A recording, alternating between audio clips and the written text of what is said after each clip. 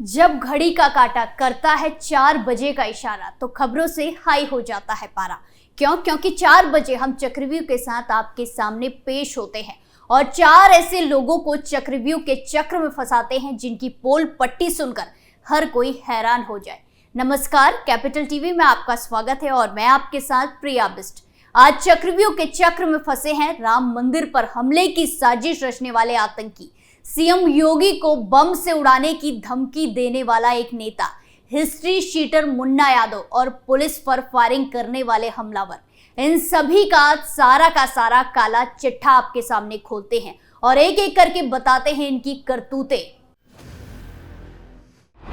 ATS ने किया आतंकी साजिश का पर्दाफाश, सीएम योगी को धमकी देने वाले का तगड़ा इलाज। मुन्ना यादव के घर पर चला बाबा का बुलडोजर, इंस्पेक्टर पर हमला करने वालों की खैर नहीं। पहली खबर की शुरुआत यूपी एटीएस के एक्शन के साथ। अयोध्या में राम मंदिर की प्राण प्रतिष्ठा से पहले यूपी एटीएस ने बड़ा एक्शन लिया है। अयोध्या में आतंकी हमले की साजिश का पर्दाफाश हुआ है, जिसे देखते हुए सभी सुरक्षा एजेंसियां पूरी सक्रियता बरत रही है। आतंकवाद निरोधी दस्ता यानी कि एटीएस भी हर छोटी से छोटी सूचना को पूरी गंभीरता से लेकर छानबीन में जुटी हुई है। इसी कड़ी में इंटरनेट मीडिया पर सक्रिय औरंगाबाद महाराष्ट्र के संदिग्ध आतंकियों के एक ग्रुप की छानबीन तेज की गई है। आतंकी संगठन से प्रभावित इन युवकों के मोबाइल फोन भी जब्त किए गए हैं, जिनकी छानबीन की जा रही है। औरंगाबाद में 11 युवकों के ठिकानों पर छापेमारी के बाद उन्हें नोटिस देकर 15 से 18 जनवरी के मध्य पूछताछ के लिए लखनऊ स्थित एटीएस मुख्यालय बुलाया गया है। इससे पहले कई बिंदुओं पर पड़ताल चल रही है। महाराष्ट्र एटीएस को भी संदिग्ध युवकों की गतिविधियों की जानकारी दी गई है, सूचना दी गई है। दरअसल एटीएस को इंटरनेट मीडिया की निगरानी के दौरान औरंगाबाद के कुछ युवकों के द्वारा अयोध्या और उत्तर प्रदेश के अन्य स्थानों पर आतंकी घटनाओं की साजिश रचने का खुफिया इनपुट मिला था। यूपी एटीएस ने सोशल मीडिया पर सद्दाम नाम के एक आईएसआईएस समर्थक की पोस्ट देखी। उसने पोस्ट में लिखा था कि संविधान में परिवर्तन होने पर मुस्लिमों को जगाना होगा। जिहाद मेरे खून में है, कुर्बानी से नहीं डरेंगे। चुनी हुई सरकार मुस्लिमों पर ज्यादती करती है। बाबरी मस्जिद के फैसले से नाराज हूँ। बदले की चाहत। ओसामा बिन लादेन और बुरहान वानी मेरे आदर्श हैं। सद्दाम के इस पोस्ट की जांच की गई तो संभाजी नगर में कम से कम ऐसे 11 संदिग्धों की पहचान हुई। ये वैचारिक तौर पर आतंकी संगठन आईएसआईएस से जुड़े मिले। इसके बाद यूपी एटीएस ने 30 दिसंबर 2023 को महाराष्ट्र के छत्रपति संभाजी नगर में छापेमारी कर दी। इन सभी आरोपियों के परिजनों को 15 से 18 जनवरी के बीच लखनऊ स्थित यूपी एटीएस के कार्यालय में बुलाया गया है। एटीएस ने इस साजिश में शामिल मिर्जा सैफ बैग, अबुल वाहिद, यासिर, जियाउद्दीन सिद्दीकी, थोर भान, AK खालिद ताहिर उर्फ सर, सादिक हबीब के साथ साथ 11 लोगों के खिलाफ मुकदमा दर्ज किया है। इन संदिग्धों के अचानक उनके घरों से गायब होने की सूचना मिलने पर एटीएस ने वहां जाकर रेड मारी। हालांकि किसी की गिरफ्तारी नहीं हो पाई है। कुछ संदिग्धों के मोबाइल फोन बरामद किए गए हैं। वहीं यूपी एटीएस की छापेमारी से महाराष्ट्र की सुरक्षा एजेंसियां भी चौकन्ना हो गई हैं। यूपी एटीएस का दावा है कि छत्रपति संभाजी नगर में इन दहशतगर्दों की 17 सितंबर 2023 को एक बैठक हुई थी। इसमें उन्होंने यूपी और देश के प्रमुख स्थानों पर हमले की रणनीति पर चर्चा की थी। इस बैठक के बाद भड़काऊ बातों का सोशल मीडिया पर प्रसार करना शुरू कर दिया गया। यूपी एटीएस के सीओ कुलदीप तिवारी ने इसको लेकर पिछले साल अक्टूबर के महीने में एफआईआर भी दर्ज की थी। एटीएस ने अपनी शिकायत में लिखा था कि फार्मेसी स्टोर पर काम करने वाले एक युवक की अगुवाई में यूपी में दहशत फैलाने की योजना बनाई जा रही है। यूपी एटीएस के चीफ मोहित अग्रवाल ने कहा कि देश विरोधी कामों में जुटे कुछ लोगों के बारे में सूचना मिली है। इसके बाद कार्रवाई की गई। दूसरी खबर में बात यूपी एसटीएफ के तगड़े एक्शन की, जहां अयोध्या के राम मंदिर सीएम योगी के साथ साथ कई लोगों को बम से उड़ाने की धमकी देने के मामले में यूपी एसटीएफ ने 2 आरोपियों को धर दबोचा है। आरोपियों की पहचान गोंडा निवासी ताहर सिंह और ओम प्रकाश मिश्र के रूप में हुई है। दोनों को बुधवार शाम को लखनऊ से गिरफ्तार किया गया। उनसे पूछताछ में कई चौंकाने वाले खुलासे हुए हैं। दरअसल कुछ दिन पहले भारतीय किसान मंच एवं भारतीय गौ सेवा परिषद के अध्यक्ष देवेंद्र तिवारी को ईमेल के जरिए कथित तौर पर एक धमकी मिली थी, जिसमें राम मंदिर, सीएम योगी और एसटीएफ चीफ को बम से उड़ाने की धमकी दी गई थी। देवेंद्र तिवारी ने दावा किया था कि ईमेल भेजने वाले ने खुद को पाकिस्तानी खुफिया एजेंसी आईएसआई एजेंट बताया था। इस ईमेल के बाद पुलिस और अन्य जांच एजेंसियां हरकत में आ गई थी।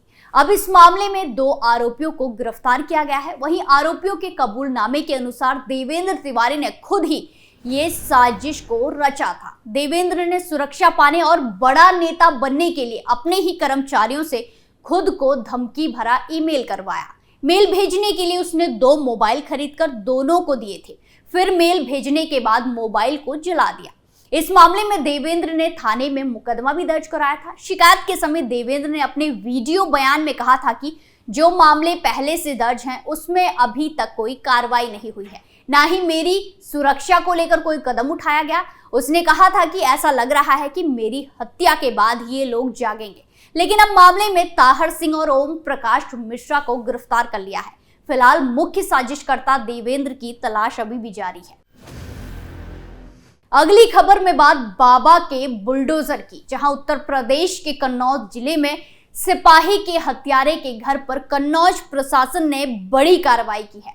पुलिस ने कुख्यात अपराधी अशोक उर्फ मुन्ना यादव के घर पर बुलडोजर चलाकर उसे ध्वस्त कर दिया है। ध्वस्तीकरण की कार्रवाई के दौरान बड़ी संख्या में पुलिस फोर्स मौजूद रही। बीते 25 दिसंबर 2023 को कुख्यात अपराधी ने पुलिस टीम पर जमकर गोलियां बरसाई थी, जहां अपराधी द्वारा पुलिस टीम पर की गई फायरिंग की चपेट में सिपाही सचिन राठी आ गए थे। गोली लगने से वो गंभीर रूप से घायल हो गए। उनके पैर में गोली लगी थी। इलाज के लिए उन्हें कानपुर भेजा गया था। इलाज के दौरान सिपाही सचिन की मौत हो गई थी। आरोपी मुन्ना यादव और उसके बेटे को पुलिस ने मुठभेड़ के दौरान गिरफ्तार किया था। पुलिस ने आरोपी की पत्नी को भी जेल भेज दिया है। वहीं फिर गुरुवार को कन्नौज पुलिस ने कुख्यात अपराधी अशोक उर्फ मुन्ना यादव के घर पर कार्रवाई की। सुबह में पुलिस टीम बुलडोजर के साथ आरोपी के गांव विष्णुगढ़ थाना क्षेत्र के धरनी धीरपुर नगरिया पहुंची। पुलिस ने कार्रवाई करते हुए उसके घर को जमींदोज कर दिया। भारी पुलिस फोर्स के बीच हुई कार्रवाई से गांव में सनसनी मच गई है। दरअसल बीते 25 दिसंबर को शाम को कुख्यात अपराधी अशोक उर्फ मुन्ना यादव के घर पुलिस की टीम नोटिस चस्पा करने गई थी। इस दौरान घर के अंदर से मुन्ना यादव ने पुलिस की टीम पर गोलियां बरसाना शुरू कर दिया था, जिसमें सिपाही सचिन राठी की जांघ में गोली लगी थी, जिसके बाद सचिन को इलाज के लिए कानपुर हायर सेंटर भेजा गया था, जहां पर इलाज के दौरान वो शहीद हो गए थे। वहीं भागने की फिराक में जब अपराधी और उसका बेटा पुलिस टीम पर फायरिंग कर रहे थे, तभी पुलिस की जवाबी कार्रवाई में मुन्ना यादव और उसके बेटे के पैर में गोली लग गई थी। इसके बाद पुलिस ने उन दोनों और मुन्ना यादव की पत्नी को गिरफ्तार कर लिया था। इसके बाद मुन्ना यादव और उसके बेटे को इलाज के लिए मेडिकल कॉलेज में भर्ती कराया। उसकी पत्नी को जेल भेज दिया गया है। वहीं शहीद सिपाही सचिन राठी को पूरे राजकीय सम्मान के साथ गार्ड ऑफ ऑनर देने के बाद उनके पार्थिव शरीर को पैतृक जिले मुजफ्फरनगर भेज दिया गया था। आखिरी खबर में बात यूपी के कासगंज की, जहां इंस्पेक्टर को गोली मारने की घटना सामने आई है। यहां सिकंदरपुर वैश्य थाना क्षेत्र के नरपत गांव में 2 पक्षों के बीच में विवाद हो गया, जिसकी सूचना पर पहुंचे इंस्पेक्टर हरिभान सिंह को गोली मार दी। गोली इंस्पेक्टर हरिभान सिंह के सीने और कांधे पर लगी है। बताया गया कि इंस्पेक्टर पर गोली पीछे से चलाई गई थी। उनको उपचार के लिए अलीगढ़ रेफर कर दिया गया है। एसपी सौरभ दीक्षित के मुताबिक सिकंदरपुर वैश्य थाना इलाके के गांव नरपत में 2 पक्षों के बीच पशुओं को लेकर विवाद हुआ था। इनमें एक पक्ष से प्रमोद यादव और दूसरे पक्ष से ऋषि पाल यादव है। पुलिस को सूचना मिली थी कि एक पक्ष ने दूसरे पक्ष की भैंसों को खोलकर बंधक बना लिया है। जानकारी मिलने पर सिकंदरपुर वैश्य कोतवाली इंस्पेक्टर हरिभान सिंह राठौर मई पुलिस फोर्स के गांव में पहुंच गए। इंस्पेक्टर के पहुंचते ही आरोपियों ने फायरिंग शुरू कर दी थी। आरोपियों की ओर से की गई फायरिंग में एक गोली इंस्पेक्टर हरिभान सिंह को लग गई। गोली लगने से वो घायल हो गए। इसके बाद साथ आए पुलिस कर्मियों ने घायल इंस्पेक्टर को इलाज के लिए सामुदायिक स्वास्थ्य केंद्र ले जाया गया। वहां से कासगंज जिला अस्पताल ले जाया गया। यहाँ उनकी हालत गंभीर देखते हुए उन्हें अलीगढ़ के लिए रेफर कर दिया गया था। एसपी का कहना है कि इंस्पेक्टर के गोली पीछे से मारी गई थी, उनके गले में गोली लगी है। पुलिस आरोपियों की तलाश में इलाके में सर्च अभियान चला रही है। बता दें कि आला पुलिस अधिकारियों ने मौके पर डेरा जमा दिया है। गांव में तनाव की स्थिति को देखते हुए अतिरिक्त पुलिस बल की तैनाती कर दी गई है। पुलिस हमलावरों की तलाश में जगह जगह दबिश दे रही है, छापेमारी कर रही है। आज हमने देखा कैसे चक्रव्यूह के चक्र में राम मंदिर पर हमले की साजिश रचने वाले आतंकी, सीएम योगी को बम से उड़ाने की धमकी देने वाला एक नेता, हिस्ट्री शीटर मुन्ना यादव और पुलिस पर फायरिंग करने वाला हमलावर फंसा और उनकी पूरी पोल पट्टी खुलकर सबके सामने आ गई। चक्रव्यूह में फिलहाल के लिए इतना ही, फिर पेश होंगे सनसनीखेज खुलासों के साथ। बाकी तमाम खबरों के लिए देखते रहिए कैपिटल टीवी। नमस्कार।